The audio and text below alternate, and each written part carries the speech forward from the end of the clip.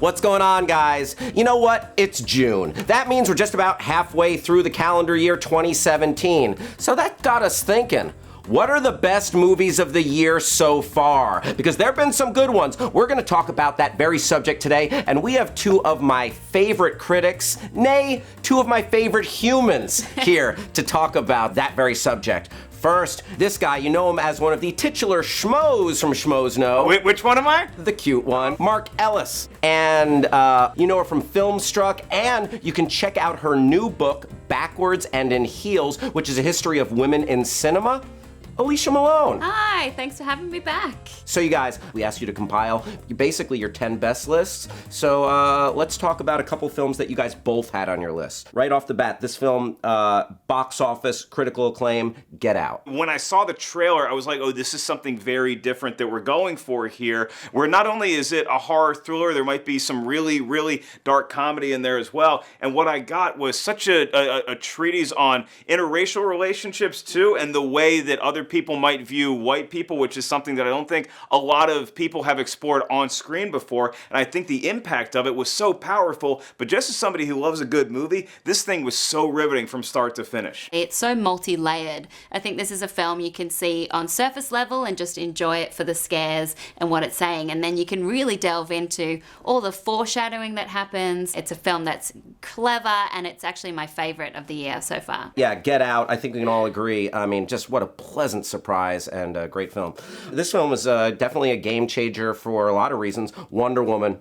Yes, Yeah. Wonder Woman. I mean, as you guys know, I'm not the biggest fan of comic book superhero films. Usually I find them really hard to connect with emotionally. But I surprised myself by watching Wonder Woman and actually tearing up. Wow. Because I didn't realize how good it could feel to see a female superhero on screen. And I think when you're used to not seeing yourself reflected on screen, you forget how powerful it is. And when you watch the movie, just playing out as a comic book film, it has so many great moments, and it really felt like a throwback, which is particularly important for the DCEU, because what Gal Gadot was able to do as Wonder Woman and the chemistry that her and Chris Pine forged. Chris Pine was wonderful. It was a nice breath of fresh air for a lot of reasons. Right on. Another one that both of you have on your list, It Comes at Night. It Comes at Night was something that is a movie that is so good, it made me want to go back and revisit M. Night Shyamalan's The Village. Because my biggest problem with The Village is that I was sold one movie from the trailers, and I got something completely different. And as the numbskull I was at the time, maybe I was very upset that I didn't get the monster movie I thought.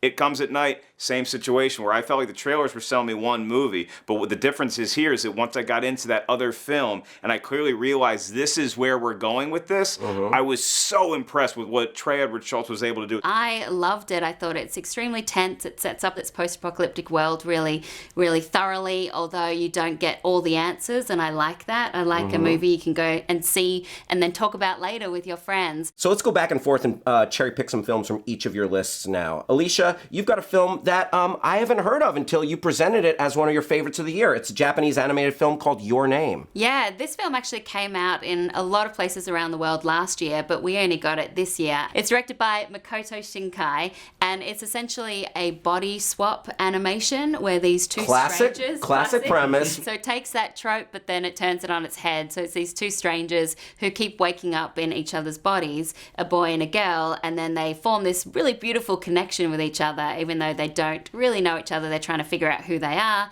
why this is happening, and how to possibly get to each other. It's beautiful, and the animation is breathtaking. Mark, right off the bat, you have a film on your list, which I also love, and I'm sure many of you love, Logan. Logan, it's between that right now and Wonder Woman for my favorite superhero movie for sure, but maybe even favorite movie of the year so far, because Logan did something that I didn't expect it to. Yes, I wanted to see Hugh Jackman's Wolverine come back to prominence after the Wolverine was pretty good, but I still had a little bit of the taste of X-Men Origins in my head. Yep. They got the R rating thanks to Deadpool, and now we have a movie that can do well with that rating, with that amount of violence. Yeah, Professor X dropping F-bombs. F*** off, Logan. Right from the start of the movie, I was so hooked emotionally on the storyline between Wolverine and his young pal. If you haven't seen the movie, I won't ruin it, but it just, it really got me. For sure. A film that you have on your list that I haven't seen yet, but it's on my list of highly anticipated, Baby Driver. Talk to me about why that made your top 10 so far. Yeah, I've been lucky enough to see this film twice already, and I can't wait to see it again. It remains one of my favorites because it's so fresh and original and fun. Edgar Wright, of course, was the director behind the Cornetto trilogy and Scott Pilgrim vs. the World. Yes. This is not so much a comedy, it's an action thriller and a getaway heist movie where Ansel Elgort has tinnitus or tinnitus, however you say it, with the ringing in the ear, so he plays music to drown it out. The coolest thing is all the action scenes are set to music, so everything is choreographed, whether it's the driving or the shooting. Great cast altogether, and it's the kind of movie you want to see with friends in a packed movie theater, and then buy the soundtrack afterwards and then drive really fast. Mark, another one that you have on your list.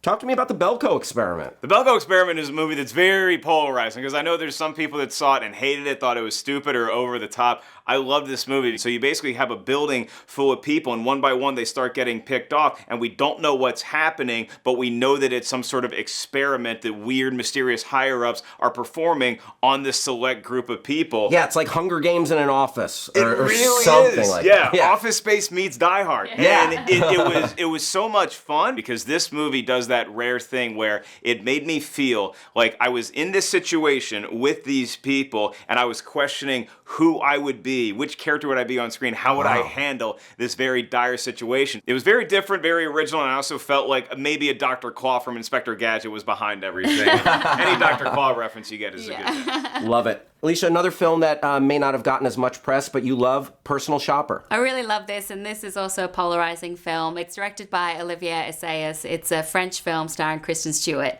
She plays a personal shopper to a celebrity who's also somewhat of a medium, and she's in Paris trying to contact her dead twin brother. And she goes to these different locations, and she summons things that might not be her brother. It goes really out there, and I think that's what the Cannes audiences had trouble handling, but I thought it was a very unique ghost story. It's got a cool vibe and also very thrilling, and there were moments when I looked away for sure. Oh, and Mark, you have a delightful film on your list, Lego Batman. It's fun for a Batman movie, and they really play on the Batman-Joker relationship. The best I've seen that done since Batman the Animated Series, but the best part about this film is that it is one of the better spoof movies that I've seen since the glory days of spoof movies in the 80s and early 90s. I mean, this was a throwback to Airplane and Top Secret and Naked Gun and Hot Shots as much as anything I've seen. Yes, sir.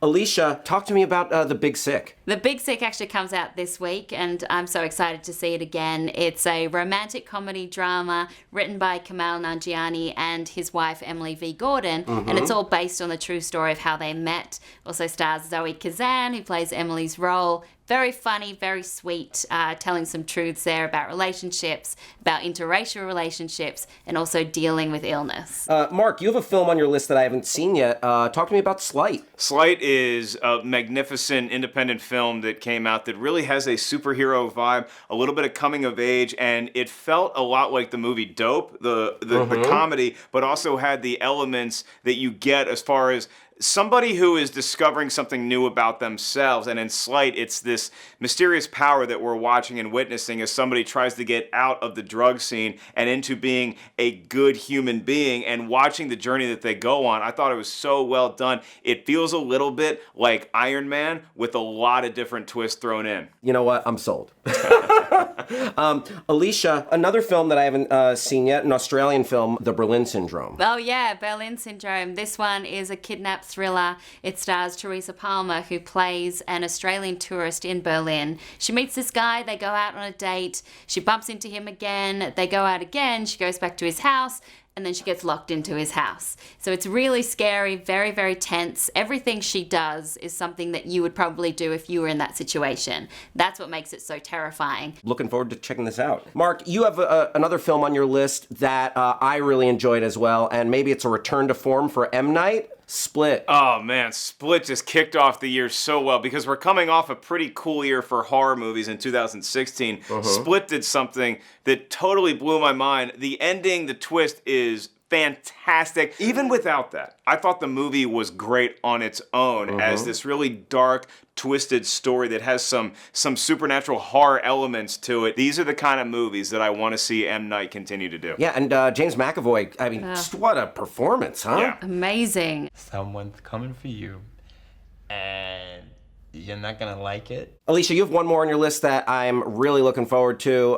Sofia Coppola's The Beguiled. Yeah, this one also comes out this week. It is a twisty, turny, delicious film set in the Civil War. Great cast. Nicole Kidman plays the head of an all-female school, a school for women, and this injured soldier comes by their place. They look after him, and then things take a turn for the dark. Loosely based on the 1971 Clint Eastwood film, but I loved it. We know that she can do some masterful work with female ensemble casts, and I'm just, her debut film, The Virgin Suicides. Exactly. It's got a Virgin Suicides feel for sure, and it teams her back together with many actors that she's worked with before. It's great. Absolutely. Okay, putting you on the spot, what is your biggest disappointment of the year so far? Well, I think Alicia? for me it was Kong Skull Island, just because of that cast. The cast was so brilliant, and I felt really that they were underused. Yep, that's a great point. Mark? I get bummed when a cast is underused, but I get more bummed when a movie just completely misses the tone of what you're trying to capture. And I just thought The Mummy was a misfire. There was so much potential in there, and it just this is the first time I've ever been watching a Tom Cruise movie, and I'm like,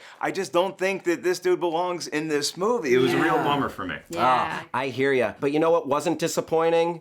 You guys talking about your favorite movies of the year. Hey, what's your favorite movie of the year so far? What's your top 10? Let us know in the comments section below. We want to know. I want to thank Alicia Malone. Check out her book, Backwards and in Heels. And Mark Ellis, check him out touring doing stand-up comedy and on the Collider Collision on July 7th. That happens to be my birthday as well. Yeah. Oh, by the way, today is my birthday, June 22nd. Okay, but we're kind of plugging my birthday right now. Oh, sorry about that. My time to shine. Thanks for watching Screen Junkies. I'm Hal Rudnick. Hit me up on Twitter and wish me happy birthday. Bye-bye.